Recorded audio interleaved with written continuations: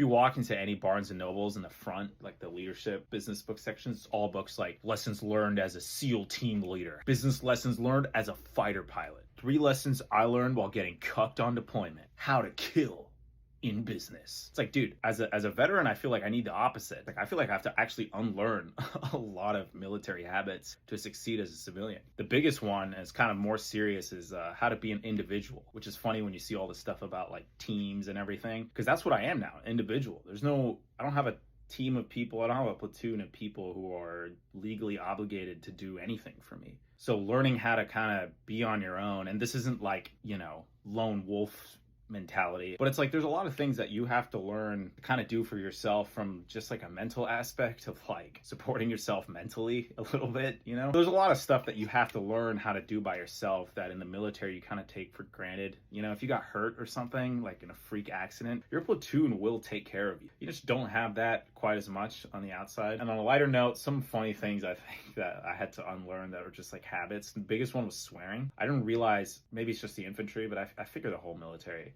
swears so much, and you don't even hear it when you're in that environment. I couldn't. I think a good example is I was in an Uber with a guy who's still active duty, and if you're around the boys like that, sometimes the swearing just increases, or the language, reverts back. And we're just talking about something. We weren't talking to the driver. And, we're swearing, whatever. We're like, yeah, he's a fucking idiot, whatever. And the Uber driver just pulls over to the side of the road. We're in like the random highway. There's like a cemetery right there. And both of his hands are on the steering wheel. Like he's kind of scared or something. He's like, you guys need to get out of the car right now. I don't tolerate swearing in my vehicle. We're like, dude, what?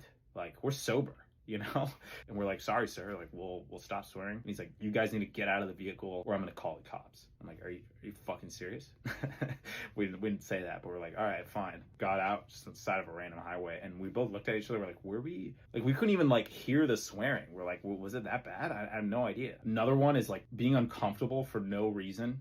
Like umbrella is a big one. I remember seeing dudes with an umbrella, like when it was raining, right when I got out, and immediately being like, dude, what a pussy, man. He's staying dry. Like, it actually makes a lot of sense. I kind of feel like Carlito from that Key and Peele sketch, like, I'm too hard, man. Umbrellas are for pussies, essay, and it's like, dude, it's actually like you're wearing a nice shirt. Like, you should not get that wet.